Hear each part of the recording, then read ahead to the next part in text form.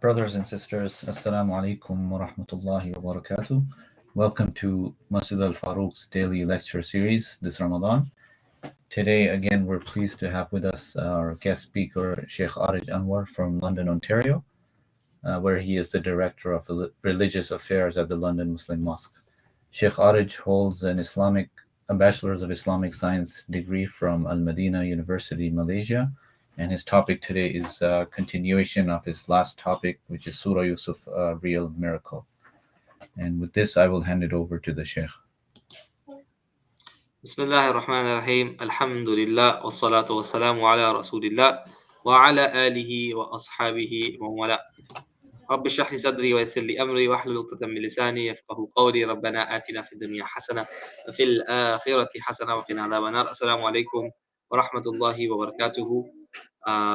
Welcome, alhamdulillah, everybody, to this second session we have on the Surah Yusuf. Okay, and we discussed last week a lot about the larger structure of the surah, how it is so incredible, so just phenomenal in the way Allah subhanahu wa ta'ala speaks in this surah, tells the story, but really takes it to this incredible, miraculous level. And we spoke about the ring structure, the intricate nature of it, the roller coaster between difficulty, ease, how that continued to be seen throughout, and the imagery of the shirt, for example. All of these things were something that's very powerful, very beautiful, alhamdulillah, that we observed last time. Today we're going to talk about a aspect of the surah that perhaps it is overlooked by people when they study the surah or they talk about the surah, and that is the time that Yusuf alayhi salam spent in prison. When he was in prison, alayhi salam, what happened when he was there? And the surah actually has, pays a bit of attention to that. The surah actually talks a little bit about this passage, or this period, and it starts from ayah number 36 of the surah. Okay, it starts from ayah number 36 of the surah. As we know, Yusuf alayhi salam was wrongfully imprisoned. He was not guilty of anything, alayhi salam. He was actually protecting his honor, and because the women could not control themselves around him, they had to imprison him just to protect their women from essentially embarrassing the whole community. That's what was the reason why he went. ثم بدا لهم من بعد ما رأوا الآيات ليسجننه حتى حين. That after all the evidence, even though they knew he is innocent and has no crime, they thought they thought that this is now the right time to jail him. This is a very difficult thing, to be jailed for something that you have not done. One of the most tough things for a person to bear. Just give me a second.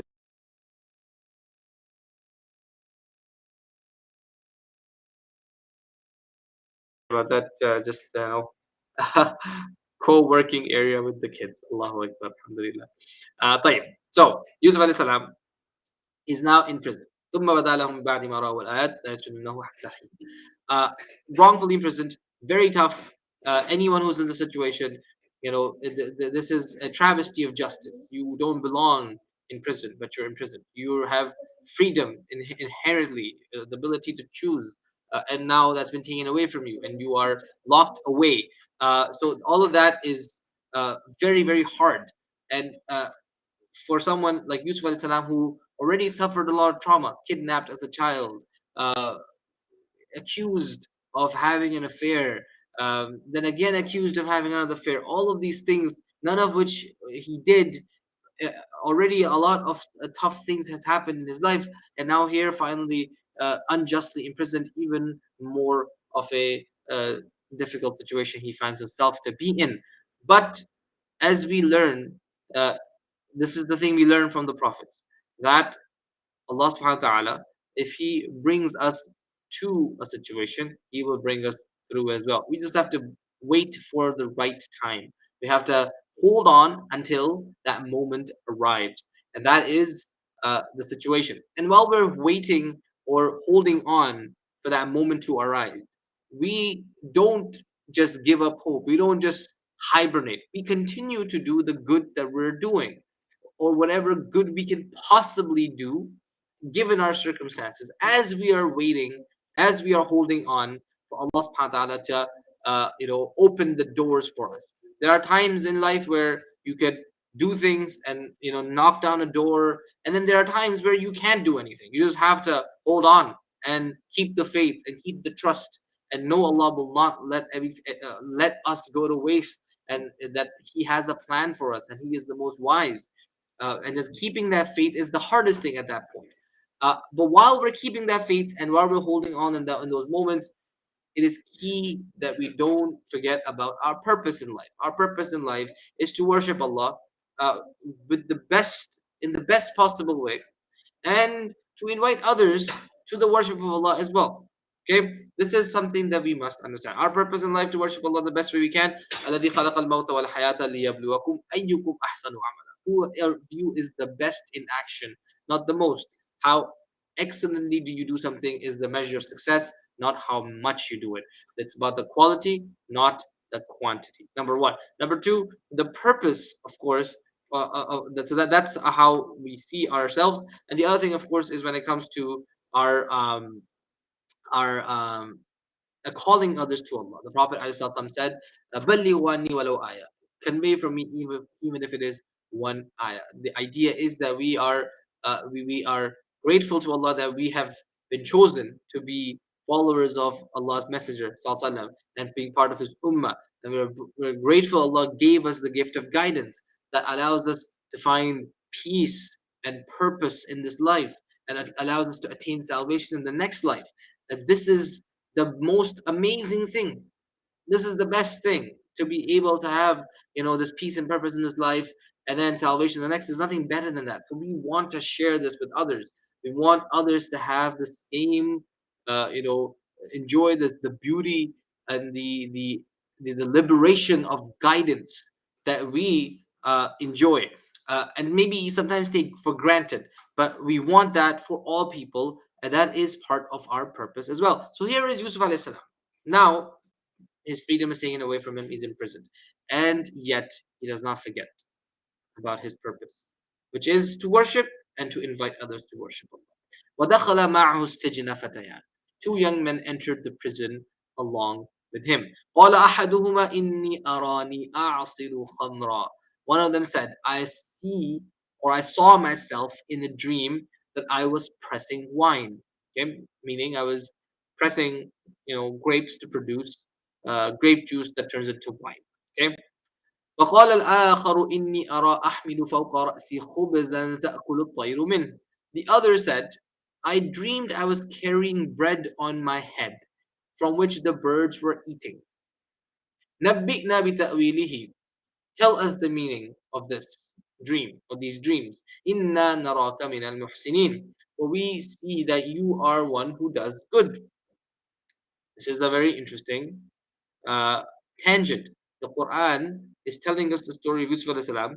The main part of the story is how he uh, got out of prison, became the most influential minister in Egypt, got reunited with his brothers, taught his brothers a lesson in humility and forgiveness, and finally family was united. That's the main story. But here is a little tangent in the story, right? Completely unrelated to the main um, course of the events, where he is in prison. And these two random people are in prison with him, two young people. And they see a dream. Each of them sees a dream. And they say to Yusuf alayhi salam, tell us, what does it mean? نبئنا بتأويله. إنا نراك من المحسنين. We see you of those who does good. This is very interesting. That these people in prison can notice the quality of ihsan in Yusuf alayhi salam, the quality of excellence, the quality of doing good, doing it in the best possible way. They couldn't see that even in prison. And this is something really special, because it tells us that Yusuf alayhi salam did not get affected adversely by the trauma and the circumstances that he was in. It's not like he's like, my life sucks and I'm just gonna like be deflated and just give up and not do anything and just give up on life and just exist but not really exist in the same time. No, he was still trying to do whatever he could in the best possible way he could. That's really how, to be honest, that's really how you navigate the tough things in life. That it's not ideal, but whatever I have, whatever I control, I will do my best in. And this attitude is one of the greatest blessings of Allah. If a person is able to live this way, where they are doing ihsan, irrespective of their circumstances, that really is a gem of a person. Ihsan has a very clear definition. The Prophet tells us, أن تعبد الله كأنك تراه فإن لم تكن تراه فإنه يراك. Is to worship Allah as if you can see Him, and if you cannot see Him, then know that He's seeing you. He's seeing you. But also, ihsan has a larger meaning, which is from the word husn, something that's beautiful. Ihsan, ahsana is to make something beautiful. So to do something in a beautiful manner, in a manner that's really like it stands out as outstanding. That's ihsan. The Quran references this idea in many places. بَلَا مَنْ أَسْلَمَ وَجْهَهُ لِلَّهِ وَهُوَ مُحْسِنٌ فَلَهُ أَجْرُهُ عِنْدَ رَبِّهِ وَلَا خَوْفٌ عَلَيْهِمْ وَلَا هُمْ يَحْزَنُونَ. In Surah Baqarah, Allah says, those who submit themselves to Allah, they are devoted, they're humble, they do what is required of them. And then not just that, وَهُوَ مُحْسِن, this person is, going above and beyond. They are doing excellence, they are demonstrating excellence, then this person has nothing to fear, and they are uh, their reward is set. They're gonna get their reward and they have nothing to fear. The easy analogy of this is like someone who's writing an exam, a student who's writing an exam. Okay? If a student has prepped for an exam, studied everything, done all the prep, going into the exam, all the practice questions, and now when they go to the exam, they go in fully confident that they know the material. And when they write the exam, everything is within the content that they learn and within their area of mastery. And then they write the exam. And when they write the exam, they know they have gotten it right. They don't even need to wait for the result. Such a great feeling, alhamdulillah. May Allah give all the students this feeling again and again. But that is the feeling of doing something with ihsan. There's no fear, there's no regret. It's only serenity and peace. You're just confident knowing you got it, alhamdulillah. فَلَهُ أَجْرُهُ عِنْدَ رَبِّهِ. So Yusuf al-Islam, you notice this is how he was, alayhi salam, even in these dark circumstances. And this is truly like an incredible character trait. It's easy to be positive. It's easy to be happy. It's easy to put your best foot forward when times are good. Okay, but it's very difficult to do that when stuff is going against you, and that is what Yusuf al-Islam is showing us here. قال لا يأتيكما طعام ترزقانه إلا نبأتكما بتأويله قبل أن يأتيكم. Sorry, I'm just there we go. Sorry about that. Uh, He said, Yusuf al-Islam said, I shall inform you of the interpretation of your dreams before your meal is brought to you. He's like, I'll tell you in a minute. Okay, they're waiting for their food. It's like, wait, you're gonna get your food. Just wait. I'll tell you what you asked. I'll answer your question, but I'm gonna say something before that. Okay, here's what I'm gonna tell you. Inni ذَلِكُمَا مِمَّا عَلَّمَنِي رَبِّي. This is part of the knowledge that my Lord has taught me. Do you know why I know this? Do you know why I am the way I am? It's because this is what my Lord has taught me. The credit of this goes to Allah subhanahu wa ta'ala. Who is He? إِنِّي تَرَكْتُ مِلَّةَ قَوْمٍ لَا يُؤْمِنُونَ بِاللَّهِ. I have renounced the religion of the people who do not believe in God. وَهُمْ بِالْآخِرَةِ هُمْ كَافِرُونَ. And they are those who deny the hereafter. I have left this way. What am I? وَاتَّبَعْتُ مِلَّةَ آبَائِ إِبْرَاهِيمَ وَإِسْمَاعِيلَ إِبْرَاهِيمَ وَإِسْحَاقَ وَيَعْقُوبَ. I follow the religion of my forefathers, Abraham, Isaac, and Jacob, Ibrahim, Ishaq, and Yaqub.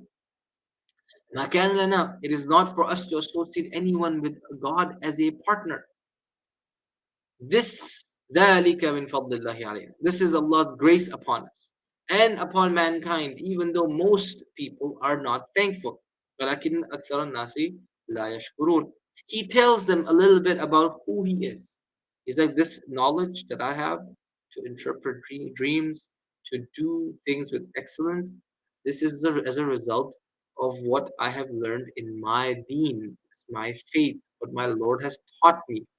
It's the way of my forefathers, Ibrahim, Ishaq, and Yaqub. What is that way? We worship Allah only. We don't associate partners with Him, and we don't um, uh, Number one, it's either people who are just completely disbelieving Allah, rejecting the concept of God. It's like, I'm not following that. Neither am I following the way of people who say there's multiple deities, multiple gods. No, I'm not following that either. I'm the one who says there's only one God worthy of worship. And this is the way of Ibrahim and Ishaq and Yaqub. And this is the true guidance. This is Allah's favor, Allah's grace. So he explains the core idea of Tawheed, oneness of Allah.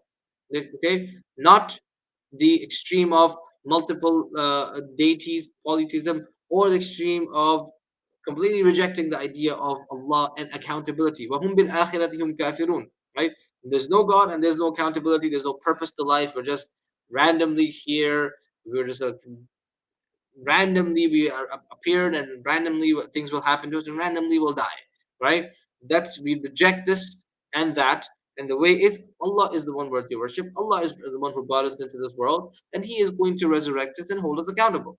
Okay, just like He gave us life now, He will give us life the next time. Okay, now so He presents a basic, like a basic overview of aqidah of La ilaha illallah to His two fellow inmates. Okay, and again, before He explains, before He gives them the answer, He's taking the opportunity to talk about Islam with them because He knows right now they're listening, they're interested. Uh, let's take advantage and let's preface the answer with some da'wah. Let's preface that with some da'wah. Allahu Akbar. How beautiful. So then he says, Ya sahiba is-sijn. He explains, this is a beautiful example. أأرباب متفرقون خير أم الله الواحد القهار. Oh, my fellow inmates, are many gods better, or is Allah the one, the Almighty, better? Who's better? Does it make more sense? What khayrun here also could mean not just like better or worse, right?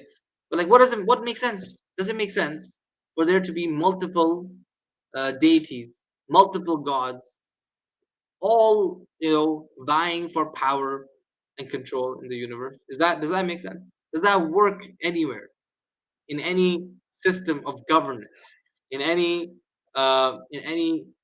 successful endeavor? Does that work when you have multiple people giving conflicting opinions, conflicting orders? Does that work in a corporation? No, it doesn't, right? The Quran gives examples of ضرب الله رجلا مملوكا فيه شركاء متشاكسون. A person who's taking orders from many equal partners. متشاكسون. ورجلا سلما لرجل. And another one who is taking orders only from one person.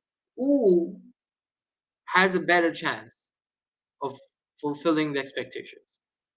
The answer is the one who has taking a singular order from a singular chain of command. That person, it has a better chance of fulfilling the orders, meeting expectations. The one who is taking conflicting orders is going to be in a situation of utter confusion. Utter confusion. That's why you don't organize an organization in this way. You always have a head, the CEO, the president. That's how you organize government. There's always, every department has a minister, and every minister reports to the prime minister. That's how things are organized, because you need a singular chain of command. Otherwise, you have uh, conflicting commands, or conflicting instructions, and then it's just a hodgepodge of confusion.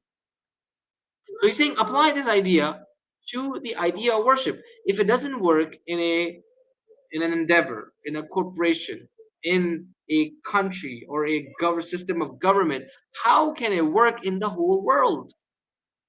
Amillahul wahidul qahar, or does it make more sense that there is only one Allah, the one and the dominant? Doesn't that make more sense? The Quran references the idea that لو كان فيهما آلهة إلا الله لفسدتا. If there were more than one deities, more than one lords running the universe, the whole cosmos would fall apart. The order that we see in the cosmos, in the world, in the universe, how everything is so orderly, the rising of the sun, the setting of the sun, the way the seasons come and go, the way everything runs, how, like the water freezes and then it melts and trickles down through rivers and seeps through the earth and comes out and evaporates again, and cycle starts all over. Like how everything, how, as we say, nature replenishes itself.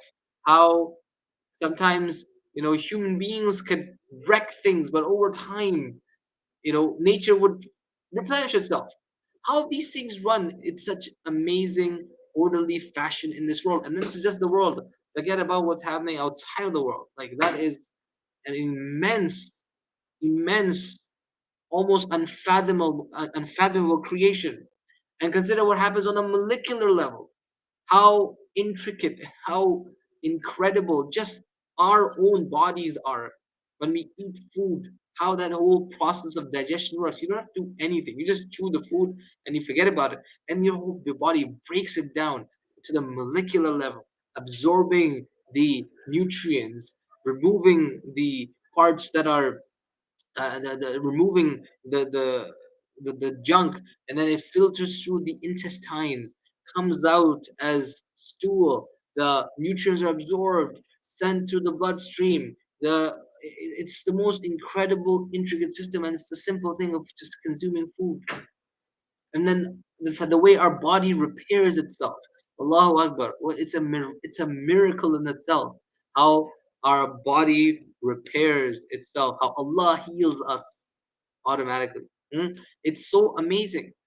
Everywhere you look, it's immense order, the utmost perfection in how things run. Not to say that it's perpetual. Everything is going to come to an end. People die. People's systems become weak. The eyes become weak. Of course, right? The Quran always makes this point that when it talks about the creation, it talks about resurrection, talks about the creation of the human beings, and talks about how وَتَرَى الْأَرْضَ هَامِدَةً, you see the earth dead, and then we will bring it back to life. And كَذَلِكَ يُحْيِي اللَّهُ الْمَوْتَى, Allah will bring the dead back to life as well. The idea is always that this creation of Allah is not meant to, live on in perpetuity. It's only meant to live for a little bit of time, and then there is a resurrection and a accountability. But while it is alive, it works in this flawless system, exists in such a flawless system. And there's endless examples in the animal kingdom. And if you go, like I said, on the molecular level, it's just mind blowing. And the deeper you go, the more mind blowing it becomes. Everything is in such amazing harmony. How is that possible if there were multiple gods? لو كان فيهما آلهة إلا الله لفسدتا. Okay? And the Quran also says, it also mentions that if there was إذا لذهب كل إله بما خلق ولا على بعضه على بعض. If there were لو كان فيهما آلهة, if there were more than one god, if there were two gods, they would try to overcome each other. They would try one would try to supersede the other. And you see that in human structures, in government, in corporations and like the projects and endeavors. You would see that all the time. Right? If there's no clear chain of command, it's a recipe for disaster. It's a recipe for unrest. How is this now the case where the universe that's running with such harmony and such order has multiple gods, or even more, unreasonable, that there's no one running it? It's just running by itself. Both of these things are just as inconceivable and just as illogical. أأرباب متفرقون خير أم الله الواحد القهار. What a powerful rhetorical question. How amazingly Yusuf al-Islam asks this question. And the beauty of this question is that you can ask it in a simple way. And in a simpler time, the answer is still the same answer. In a more advanced time like ours, the answer is still the same answer, but we have a lot more detail to understand why the answer is the way it is. Now, this is the amazing nature of Tawheed, and the da'wah to Tawheed, and invitation to Tawheed. Al-Wahid al-Qahhar, Allah is mentioned as the one, the powerful. Al-Wahid was one of the names of Allah subhanahu wa ta'ala that appears in the Quran. It's different than Ahad. Ahad comes as Qul huwallahu Ahad. Yes? One who is unique. Wahid is just one. Okay?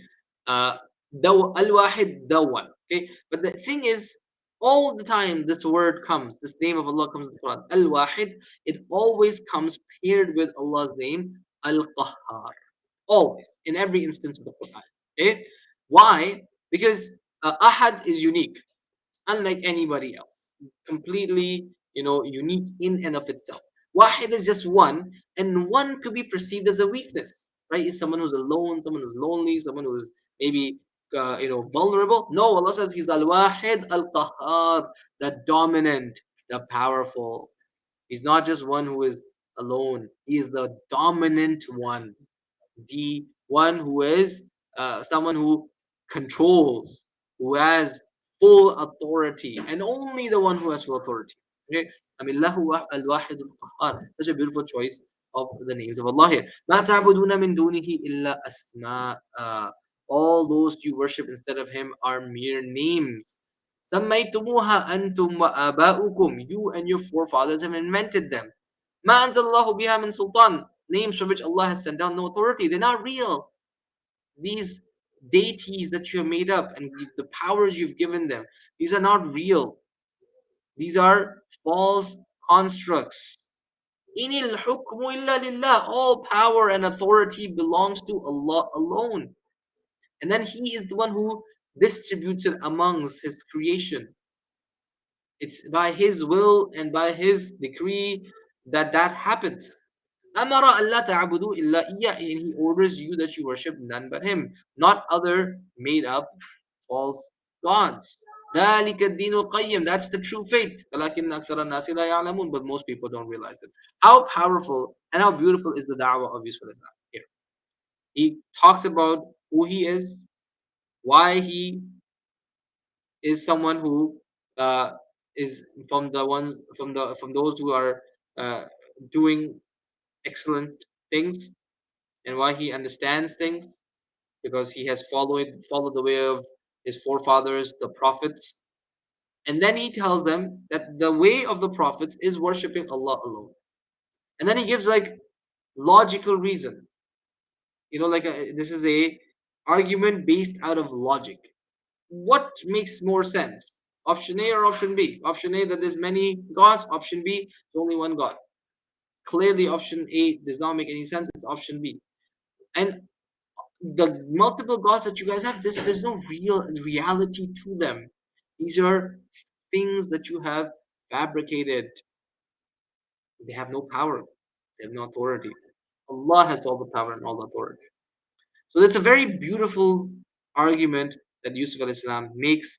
And then he tells his friends, his companions, his inmates, he says that, Ya sahib al-sijn, oh my fellow inmates, amma ahadukuma fayasqi rabbahu khamra. One of you will serve wine to his Lord, meaning you will be serving wine to someone who is your superior.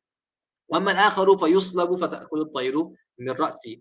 And the other of you will be crucified and birds will feed off his head, meaning you will be killed and the vultures will be eating your flesh. Okay. قُضِيَ الْأَمْرُ الَّذِي فِيهِ تَسْتَفْتِيَانِ. That is, that's what I gotta say, right? Uh, and then the surah talks about, like, he says to the person that he thinks will be saved, because what he's saying is one of you is going to survive and get out of jail, and the other of you is going to die. And that's what happened, right? They were both taken out of prison. One of them, the king set free and made him a servant of the court, and the other one was executed. And vultures were feeding off of his head. And the one who was freed and made a servant of the court is the one who's serving the king wine. Okay, so the dream, that was his interpretation. He was saying to them, one of you is going to be saved and freed from this prison. One of you is going to die, be executed. And then he tells the one that he knows is going to be saved. He said that, tell, when you are saved, once this whole thing happens, tell your master, the king, about me. Okay? Tell him about what I said to you. Tell him about how I am. And, perhaps this is a way for me to get out of this unjust situation. Okay? Here's the idea of tawakkur. He just is not sitting on his hands. He just couldn't do anything, right? He has no avenue. So he's holding on. He's being patient. He's not losing hope. He's not becoming despondent, and he's not overcome by despair. But when he sees the one opening where perhaps he could seek a way out of this injustice that he was in, he tries to take that. He says, "Hey, once you're free, tell the king about me." But subhanallah, فأنساه الشيطان ذكر ربه فلبث في السجن بضع سنين. But this man forgot. Shaitan made him forget, and then he ended up staying for a number of years more in the prison. Okay? This is the story of the prison. What happened to Yusuf? And a few important points here. Number one, as I mentioned, the idea of tawakkul. Tawakkul isn't just sitting on your hands and saying, "Inshallah, Allah will take care of it." Inshallah, inshallah. No, that's not what tawakkul. Tawakkul is, as soon as an opportunity arises for you to get what you are seeking, particularly when something is right, you seek it as best as you can. But then after that, you leave it in the hands of Allah. We focus on the variables that we can control, and we leave the variables that we don't control in the hands of Allah. That's what true tawakkul is. Number two, patience.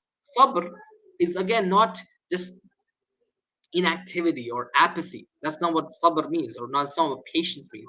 It means you are able to keep your emotions in check. You're able to not let the difficult times or the dark moments overcome you, and just make you depressed. You're able to hold on and keep the faith in those moments while you are waiting for the opportunity to get out, to find a way out, while you are waiting for that opportunity to arise. That's sabr.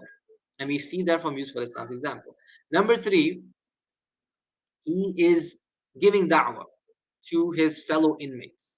And he's giving da'wah in the most beautiful manner. And you notice when he's giving da'wah, he's not giving da'wah like he didn't just seek them out and, say, "Hey guys, you want to learn about Islam?" Right? He's being a great person. Inna naraka min al-muhsinin. He's being someone worthy of being sought. And then when he is sought, he tells them, "Hey, before I tell you about what you're asking me, let me tell you about Islam." This is the correct way to do dawah, where you become important enough, good enough in society for people to value you. And when they come seeking your value and expertise, at that moment, you inform them of your Islam. You know why? Because that's when you have leverage. That's when you have the floor. And you are able to express the honor of Islam with izzah, with strength and honor. This is the right way to do da'wah. And we learned this from Yusuf alayhi salam here. He didn't just go unsolicitedly give da'wah. He was sought, and that's when he gave da'wah. And this is the key thing for us. Whenever we are in a position of privilege or power, authority, have some leverage, and there's a person who is not Muslim, in that moment, in that situation of being, in that high station, that's when we present a little bit of Islam. And what do we present of Islam? Everything under the sun? No, we only mention the most important thing, which is Tawheed, worship Allah alone. This is the core tenet. This is everything for us. worshipping Allah subhanahu wa ta'ala alone. And you notice how beautifully focused his da'wah was. A few sentences, but it was focused to the point. And point number 4 is, what happened to these two guys? Did they accept Islam? Did they say, yeah, okay, let's say the Shahada, you're right, it's a great point? Did they say that? Did they say, well, this sounds good, but we're not interested? What did they do? What was their reaction? The Quran doesn't mention that. Allah subhanahu wa ta'ala does not mention that in the Quran. What was the result of the da'wah of Yusuf alayhi salam? He moves on and talks about the king's dream, and finally Yusuf alayhi salam coming out of the prison. Why does Allah subhanahu wa ta'ala not mention the result of the da'wah effort of Yusuf alayhi salam? Because the result is not the important part. The important part is the effort. That's what matters. The result is not the important part here. The number of people who accept Islam, that's not in your hands, that's not in my hands. That's in Allah's hands.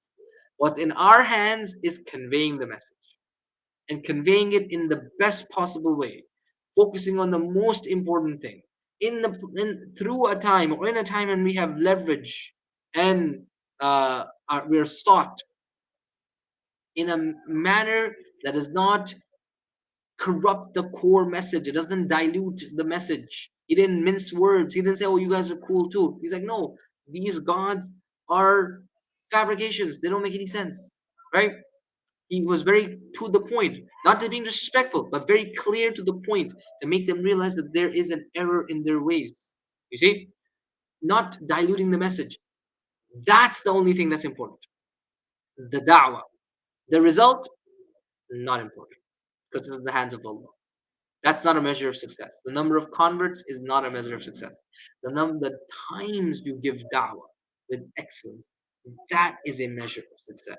And this is the beautiful lesson from Surah Yusuf, how subtly Allah subhanahu wa ta'ala reminds us of this. When He mentions the efforts of Yusuf alayhi salam without mentioning the results.